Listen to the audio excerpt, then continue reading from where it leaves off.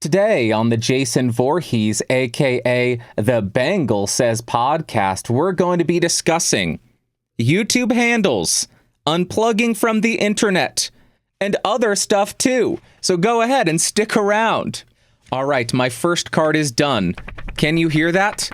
I have physical note cards. I am committing to this bit. I didn't think it through because I turned on my fake lanterns and I went to read what was on my note cards. It's really hard to read them in the dark, so this was not well thought out, but I am sticking with it. And we are going to start with the amazing, groundbreaking announcement that YouTube handles have been announced. These are going to be unique identifiers. The reason they say they are doing this is to verify who you're engaging with. And let's be honest with what this looks like.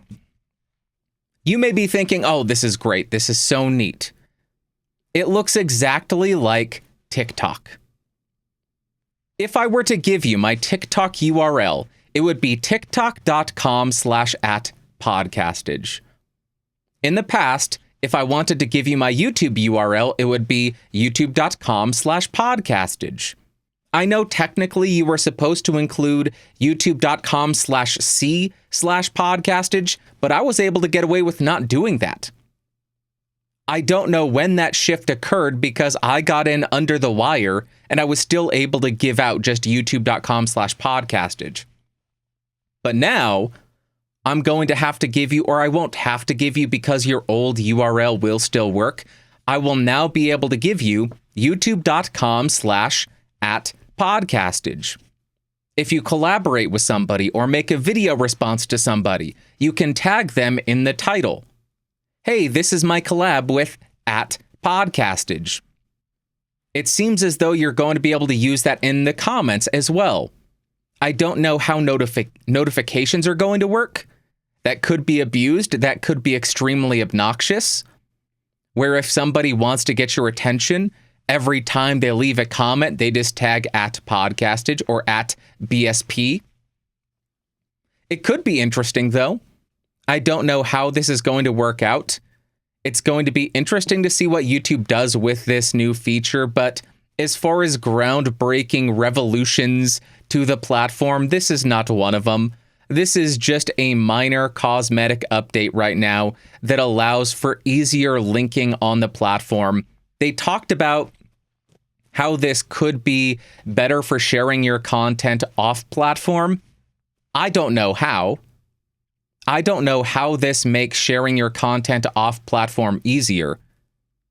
Maybe it is going to be easier for people who had a URL for their channel that wasn't synonymous with their channel name. In that case, yeah. But other than that, I can't think of any way why this would make it simpler or easier or better to share your content off platform. I did get a really good URL for this channel, for this podcast channel. Prior to this, the URL, or I guess still the URL is youtube.com/c/Bandrew Says Podcast. Nobody's going to type that up. I checked when I heard the announcement of handles becoming live, and I checked youtube.com/BSP. It wasn't there.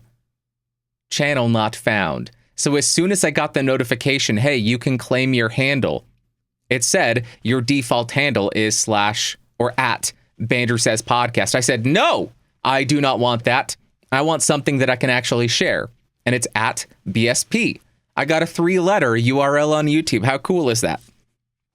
I will link the entire YouTube creators video in the episode notes in case you want to watch the entire thing because, yeah, they talk about it. My air conditioner just turned on. I was going to go into a rant now, but I want to talk about what I'm testing because the AC just turned on and I am sure it is much more apparent. I am going the full talk show route right now with my card, so I wanted to do the talk show microphone setup where you have the microphone on the desk 6, 8, 12 inches away, and I am using the Behringer XM8500. Look out! Big spender over here. $25 microphone. Don't mind if I do. I am running that into an expensive interface. The Lewitt Connect 6. I am running the expander. I am running the compressor. I am not EQing it. My gain is set at 43 dB. And we're capturing all the processing. But if I tap my desk, that's where this all falls apart. If you start to ask questions, that's where everything goes awry. So don't ask questions, just accept it. Now let's talk about my rant. Let me go on a rant. Let me see if I could read my notes. This is such a poorly thought out plan. Take time for yourself and don't overextend yourself. Okay, rant done. Last week, I was burned out. Not the craziest amount of burnout that I felt. I just felt overextended. I felt like I was always on. I felt like I was always needing to respond to people. So I wanted to share, hey, it's okay to just unplug from the internet.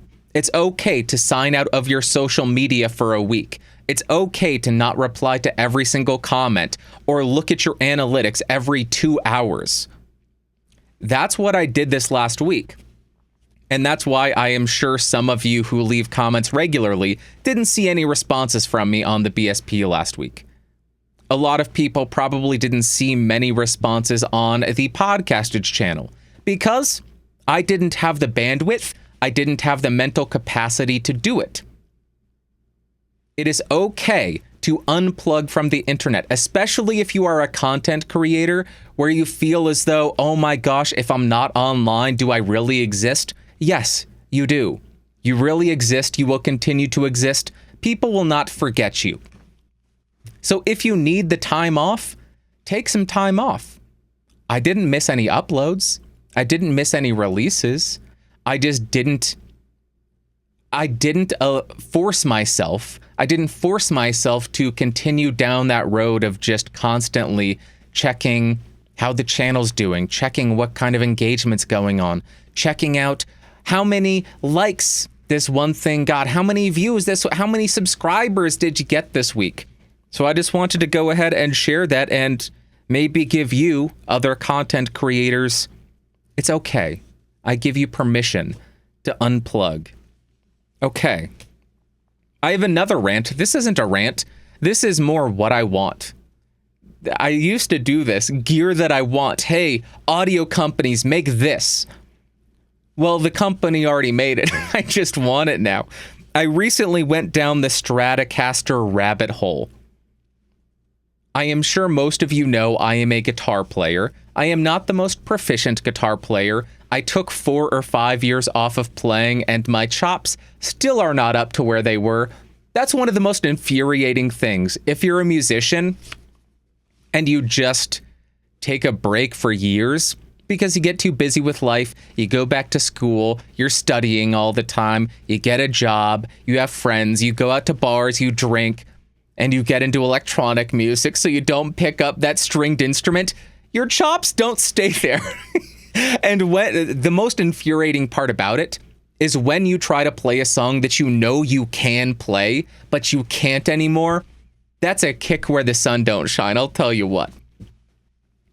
But recently being 4 or 5 years ago, when I hit 100,000 subscribers, I picked up the Ernie Ball Music Man.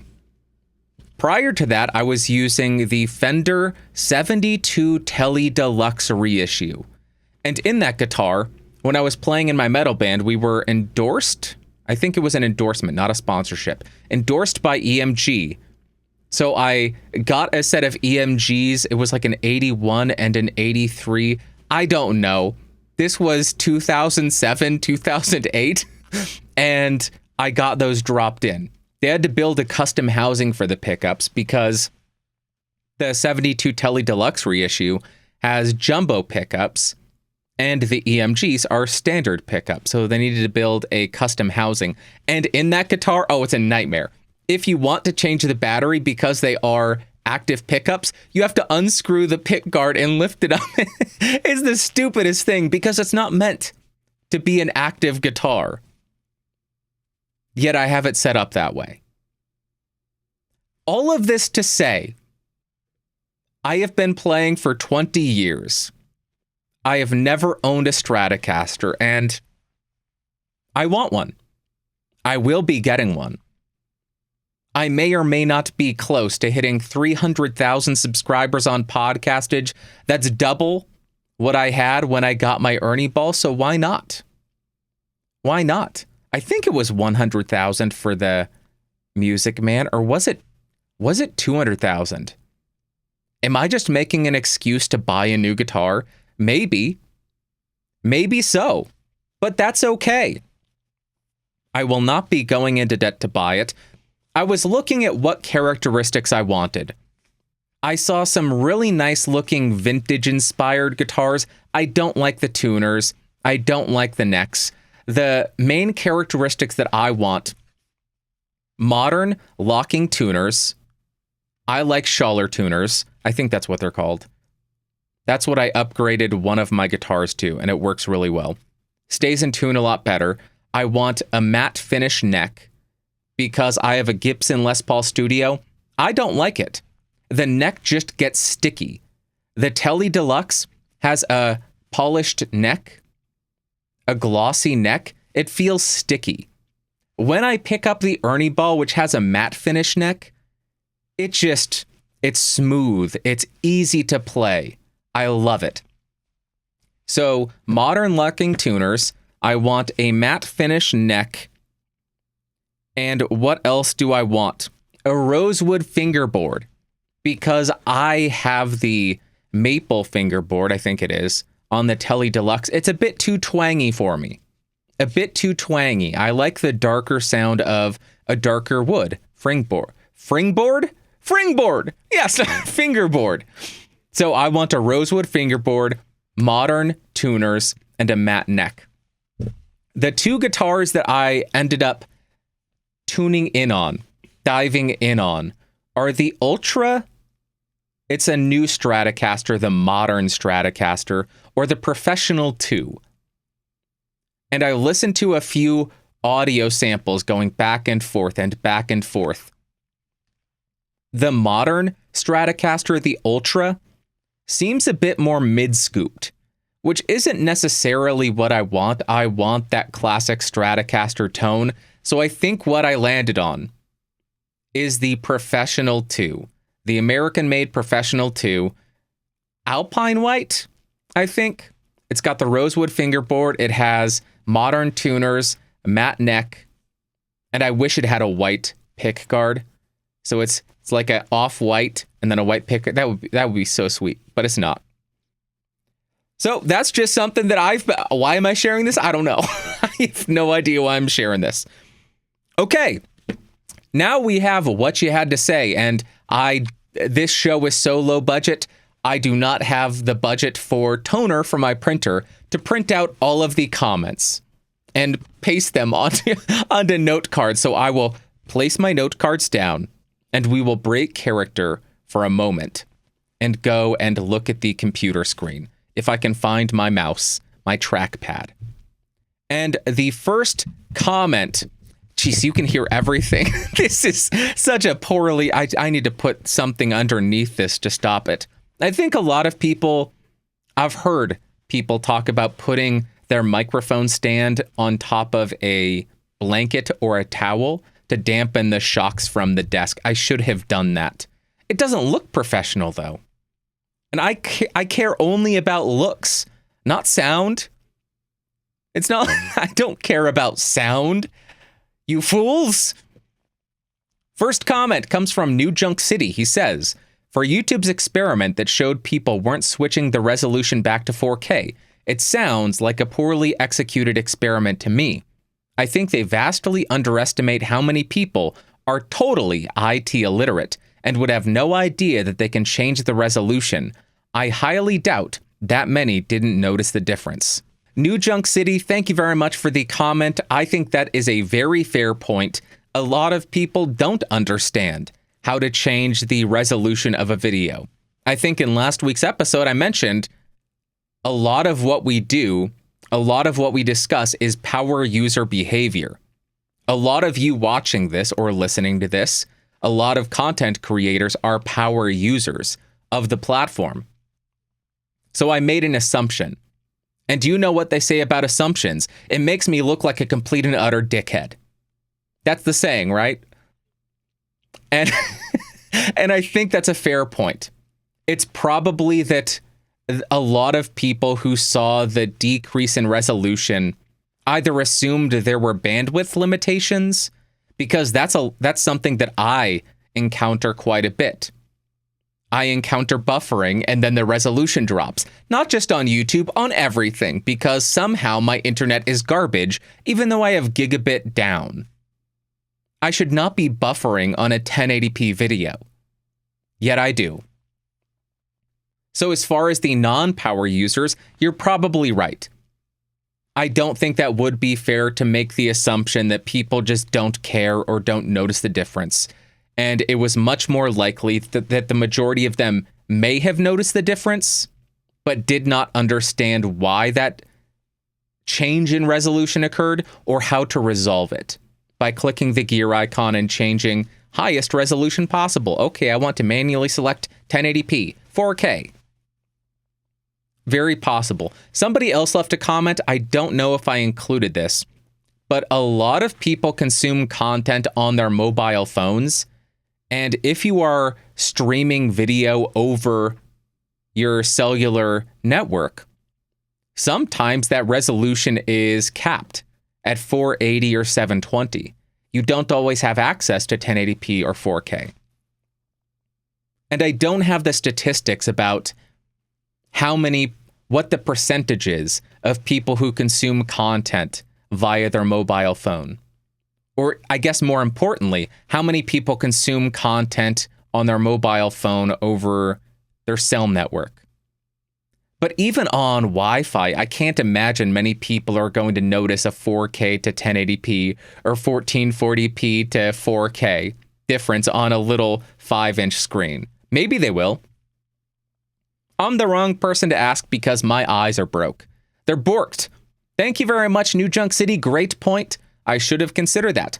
Next, we have a comment from Shrev64. He says, as an amateur content creator, I really appreciated the spiel about making content because you enjoy making it instead of the views. I needed to be reminded of why I got into this hobby in the first place, because it's a fun hobby.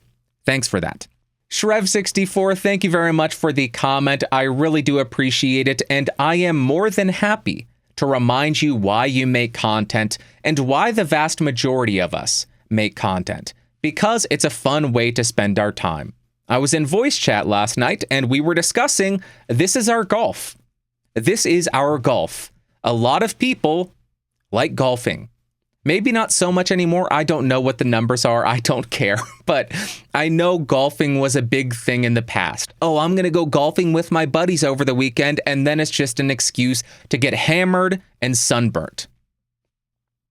And it costs a lot of money. You got to pay to actually golf. You need to buy fancy new clubs. You got to buy fancy new flashy, bright colored neon clothes. Oh, it looks good on you, though. That was my Rodney Dangerfield impression. Caddyshack. You get it. So what? Let's dance. Everybody's getting laid. That movie is so good. But this is our golf. This is how we choose to spend our free time. It takes a lot of time. It can be very expensive, but it's fun. So I am happy to remind you, because in the process of reminding you why you make content, it reminds me why I make content. Having to discuss this and having to think through this is always a good reminder. Hey, it's fun. Quick, get your head out of your rear end, buddy. Get your head out of your rear end, pal. This is supposed to be fun. You're spending your free time doing this. Why are you going to do it if it's stressing you out? Find a way to not be stressed doing it. Bub. Okay. Thank you very much, Shrev64. Appreciate.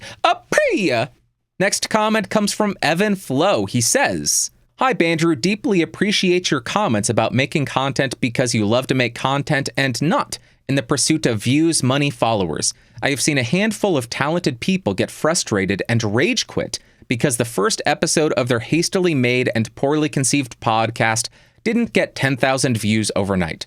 I've also seen projects never get started because a split sheet to divvy up the millions of YouTube dollars couldn't be agreed upon.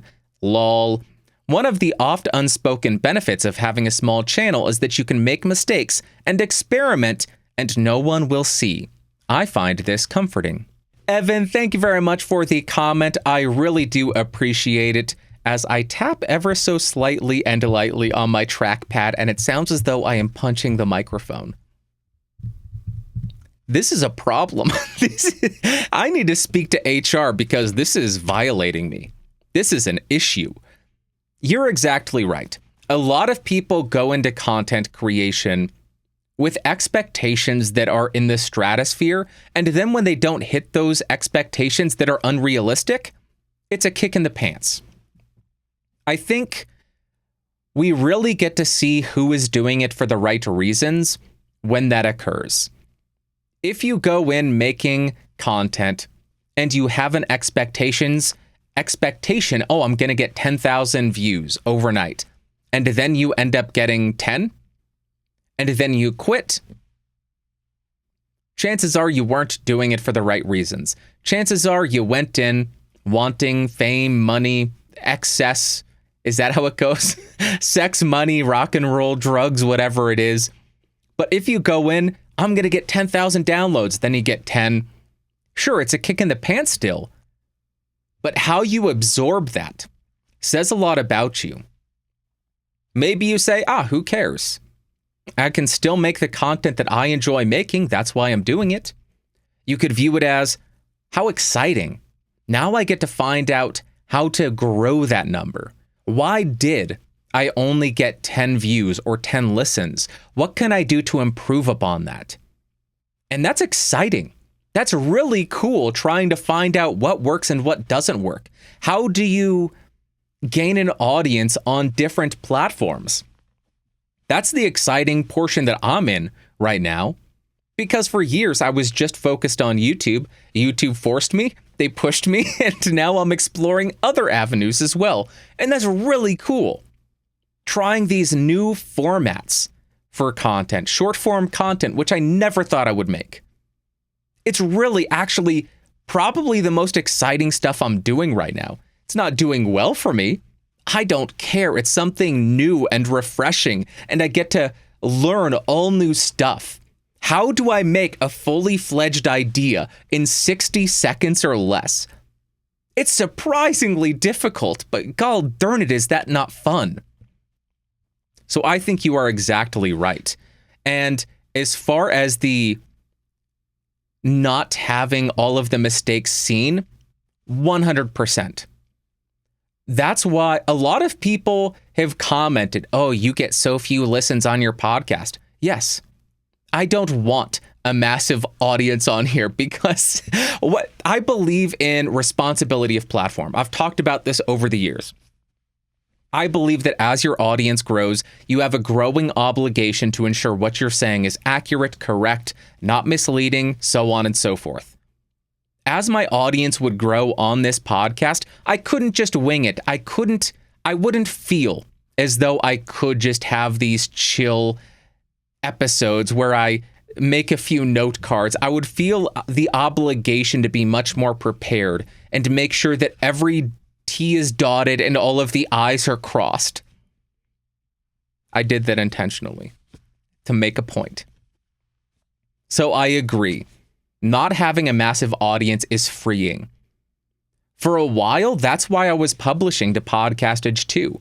And I was having a lot more fun publishing to Podcastage 2 as opposed to the main channel, because it had under 10,000 subscribers, and I felt a lot less pressure. I could throw out an idea and see if it worked, to see what people's thoughts were. Some of those videos that I published to Podcastage 2, I really wish I had published to the main channel because I still think they're great. But it was exciting, it was fun, and it removes a lot of the pressure. Just like this podcast, it doesn't have a massive audience, and I prefer it that way. It's why when I made that video, was it talking about Jay's 2 cents in the SM7B, I didn't continue to go down that rabbit hole. I didn't continue down that road of criticizing other people.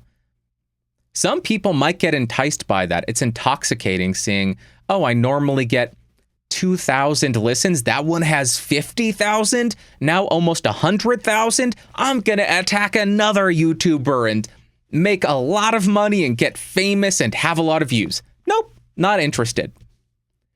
So I agree 100% with what you said there, Evan. It is freeing, and people need to tamp down their expectations and bring them back to reality.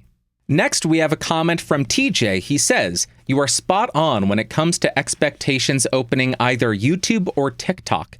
I open YouTube and I deliberately seek what I want to watch. Maybe it's a specific creator or a topic, but I'm there for something of my choosing. TikTok is a different expectation. It's the you pick manner of selecting dinner. I don't have any goals of anything specific to watch. Just toss me some things you'd think I'd like quickly based on my past viewing. Those are two very different moods of viewing that exist in one very completely sane, don't question me person." TJ, thank you very much for the comment, and I just had to include this because it confirms my theory.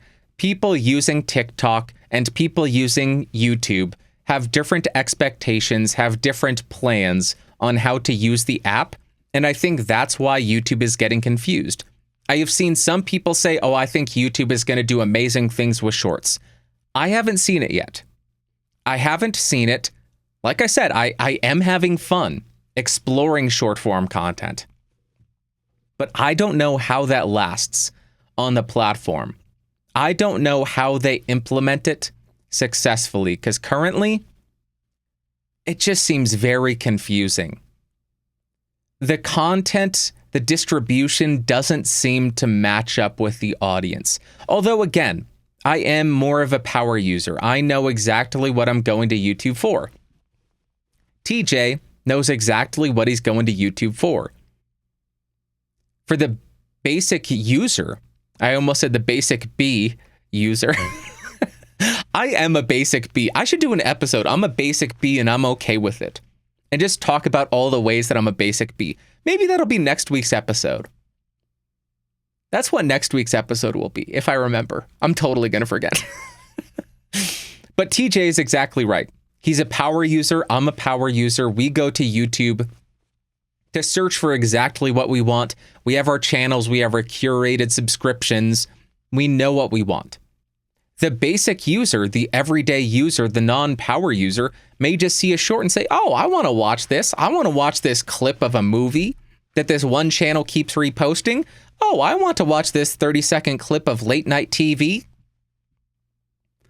Just like the basic user is totally going to go to youtube.com/podcasts and say, oh, I really want to listen to a podcast called NBC Nightly News. TJ, I appreciate it. I just had to include something confirming my theory because I don't use TikTok.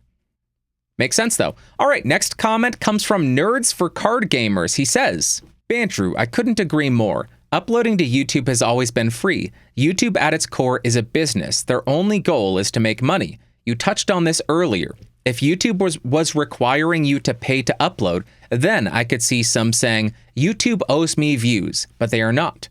I feel that everyone thinks it's so easy to become a full-time user, but in reality, it's near impossible to do without sacrificing all your time and money to do it. It has to be all or nothing. It is very similar to becoming a paid musician. Just my thoughts. Love the show. Sean. Sean, thank you very much for the comment. You are 1,000,000% right. Becoming a full-time YouTuber is seemingly impossible. I know it's not impossible, and I know a lot of people view it as something that's simple, something that's easy. A lot of people think that I am a full-time YouTuber because I run a channel with almost 300,000 subscribers. No, not even close. I still work a 40-hour-a-week day job. Now, you may be thinking, Bandrew, if you work 40 hours a week, how do you spend 20 to 40 hours on a YouTube video for your main channel and then do a podcast and then try to do Bandrew Plays? Yeah, Yeah, therein lies the issue.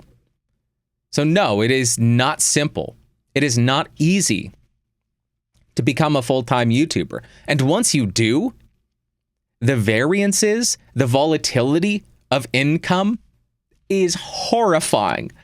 So even if you are able to become a full-time YouTuber, not everybody can and not everybody should. That's not something that a lot of people discuss. You need to have the right personality for it. Just like cars outside are incredibly loud and I am punching my desk because it makes me so angry. I'm so mad. I'm just having too much fun this week. Just like not everybody is cut out to be an entrepreneur, not everybody is cut out to be a full-time content creator, which is being an entrepreneur, because you need to have the ability to not be bothered, to not stress yourself to death, thinking, oh my gosh, my income is going to swing 20% month to month. Oh, my income over summer is 70% less than December. Oh, God. Most people are not cut out for it, myself included, which is why I don't do it. This is still a hobby for me. This is still how I spend my free time. Yes, I do earn some income. Where does that income go? Right back into YouTube. For a while, I was paying myself. Not anymore, because, like I said, my income is 70% less. And that's exactly why. So it is difficult to become a full-time content creator, a full-time YouTuber. It is more difficult to be the type of person who can become a full-time content creator, because everybody who has the income, who has the potential, has the opportunity to become a full-time YouTube content creator, not everybody should, even if the opportunity presents itself. So I agree 100%, Sean. Great comment. Gosh, we had a lot of great comments. Next, we have a comment from Thomas, and he says, for Ashley's question, I am also an educator. Here are some things to consider. I'm not going to read all of this. Ashley, if you are listening to this or watching this, go check the comments for last week, or I guess read the screen, because I will have a screenshot. I'm going to go to the last bit. What I tried, the short version, I tried a Zoom H5 and an SM58 in a big rectangular classroom, and it was okay. The features in the Zoom are useful, but the preamps are noisy. If your classroom is small, a Yeti might work just fine. There you go, Ashley. I just wanted to include that because there is some great information there, but it relies on a few more questions. So if you are still looking, if you are still researching, check Thomas's comment last week, respond to him, and maybe y'all can get a dialogue going and find out what works best for your situation. Seems as though he has a lot more experience with your exact situation than I do. I am not a teacher. Thank goodness. I would hate to be in the university system right now. It just seems like a nightmare. No, thank you. I don't want to be in a classroom. Never again. Okay, next comment comes from Gaston. He says, for the record, I lowered the video resolution to 144p at this point and watched the whole episode. I don't know why, but I did. Gaston, thank you very much for the comment. Absolute hero. I did the exact same thing. Let me explain something. I rewatch all of my videos that I put out. Almost all of my videos that I put out. I may not rewatch this one because it's maddening how much noise the microphone is picking up just by brushing the sleeve of my shirt against the desk. Holy Toledo. It's brutal. I rewatch all of my videos. It helps me improve. It teaches me what is wrong. What's the reception like? Did everything go to plan? Do I like how I processed it? It's a step-by-step improvement. Slow iteration upon iteration. And when I got to that part, I said, I'm going to watch in 144p. I liked it. I actually enjoyed watching in 144p. It legitimately, it created a sense of nostalgia for me. 144p is lower than the original YouTube. I think the original was 240 or 360. But dropping it to 144p, I highly recommend if you've been watching online video since the early 2000s, give it a shot. Try it out. It will take you back, and I enjoyed it like I wouldn't have believed I could or would. Okay, next comment comes from Gene, and he says, how long does a person have to watch a video on YouTube for it to be counted as a view? Gene, thank you very much for the comment. The consensus on this is 30 seconds. This last week, I was planning on doing a bunch of testing, creating a video with a big time code, and then watch for 10 seconds, 15 seconds, 20, 30, 1 minute, and see how that works. Then also try watching that video as a thumbnail. When it's in the main homepage, you can hover over it and it will have subtitles. See how long it takes for that to count as a view. I didn't have time. I didn't have the capacity or the bandwidth to do it. The consensus is 30 seconds. Now, I don't know how that works for videos that are shorter than 30 seconds. It might be a percentage at that point. I certainly don't think that shorts, which are 60 seconds max, are going to require a 50% completion rate to be counted as a view. That I want to do some experimentation and testing to see what actually classifies as a view, because there's no official documentation out there. There's just consensus, 30 seconds. But I don't know. I did not see any data about what constitutes a YouTube short view. I doubt it's 30 seconds because there's a lot of shorts that are less than 30 seconds. So if you have to watch 30 seconds for it to be counted as a view, and the video's not 30 seconds, those videos would have 0 views. You see what I mean? You see what I mean. Y'all are smart. All right. That is it for that bit of the episode. Now let us jump to my favorite part of the show, the Ask Bandrew segment. Let me pull out my big machete. What am I doing? Okay, this is so stupid. Get out of here. Ask Bandrew segment.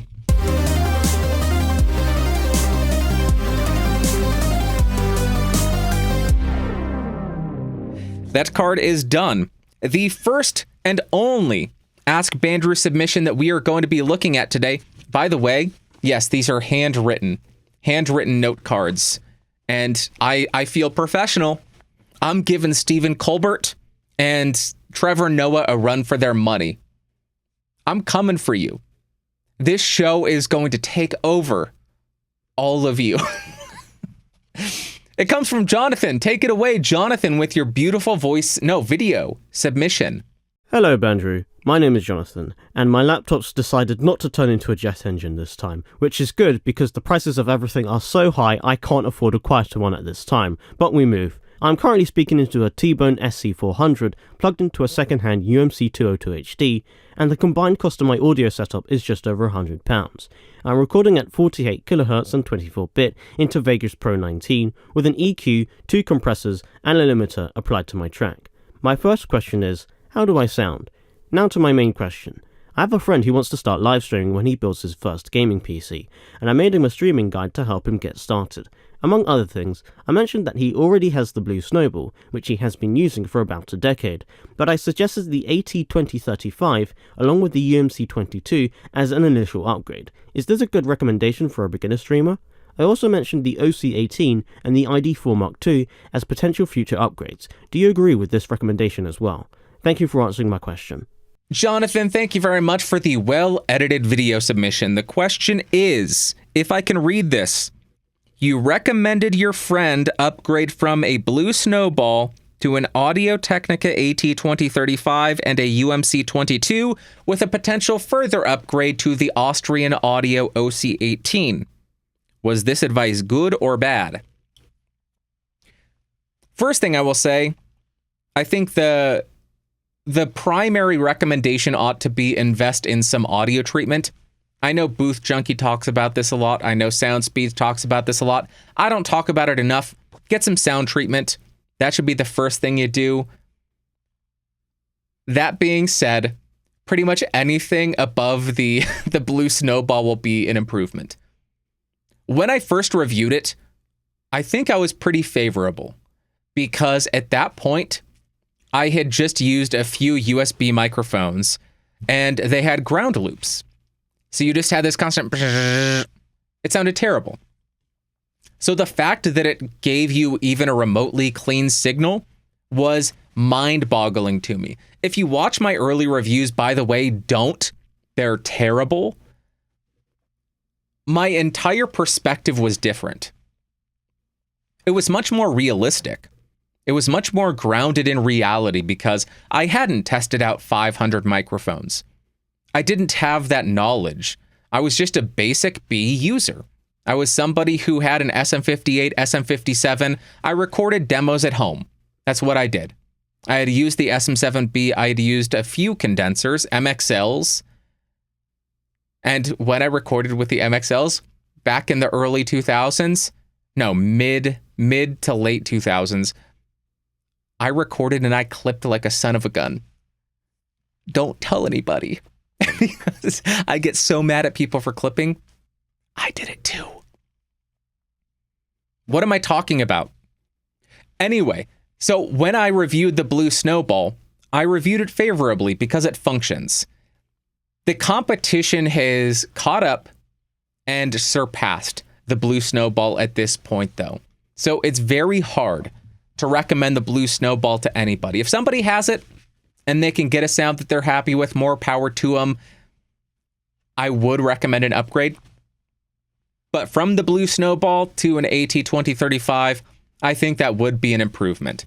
It's pretty obvious. When I re-reviewed the AT2020, I know the 2020 and 2035 do sound different.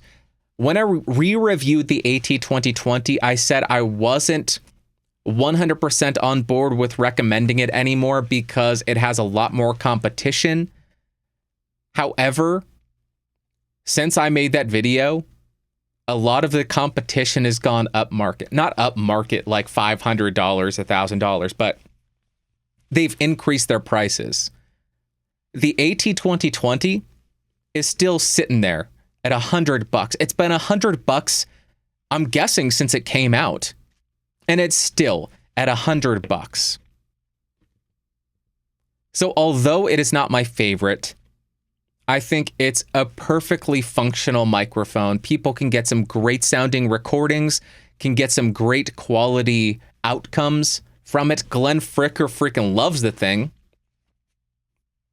So I think that's a fine recommendation. Also, with the potential OC18 further down the road, I haven't used the OC18, but it does use the same capsule as the 818. I love the 818, so I think that is a very fair recommendation. It's quite a big upgrade, 9 times the price of the AT2020, so you better be expecting a big improvement over sound. And you're getting such a smooth sound compared to the 2020. The 2020 sounds harsh and shrill and all that compared to the Austrian audio mics. I don't know about their other microphones. I've only used the 818, but the 818 is just smooth and sweet sounding. I love that thing. So I think that's fair, but the primary recommendation, I think, would be get some sound treatment. I have sound treatment right in front of me. That's something that I recently picked up because I wasn't happy with as the amount of reflections I was getting. I did get a big sound treatment block to put on my desk, and it just got to be too inconvenient, so it's sitting behind me, doing nothing. I actually think you can see out into the hallway where it's light. It kind of defeats the whole purpose of this, doesn't it? Doesn't look as creepy when you just realize, oh, it's daytime outside. Well, it's spooky in here, okay? I have nothing else. Jonathan, thank you very much for the video submission. I appreciate you. Thank you to all of the amazing comments this last week. I hope we get some great feedback this week. And I'm going to start writing my note cards for next week. Why I'm a basic B? No, I am a basic B and I'm okay with that. And you should be too. All right. That is it for this week's episode, this spooky episode. Ooh, I am Jason Voorhees. I didn't want to put this on because then I have to take off my glasses. I sound really muffled. This just sounds terrible. And I don't want to scratch up my glasses, so I didn't put it on. I just held it up. Give me a break, okay? Okay, just get off my back. And that's it. I hope you have an amazing rest of your week. I hope you have an amazing Sunday, Monday, Tuesday, Wednesday, Thursday, Friday, Saturday. Next Sunday, I will talk at you. Let me know what you thought of this. In my headphones, I'm surprised I didn't hate it. I kind of like this setup.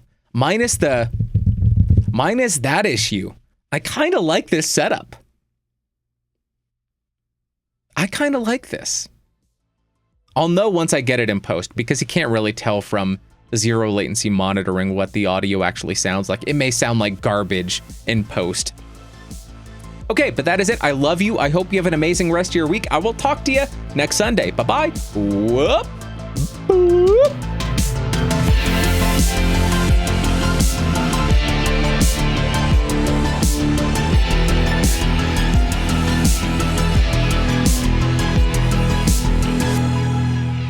This has been a Geeks Rising production. Your executive producer is Bandrew Scott.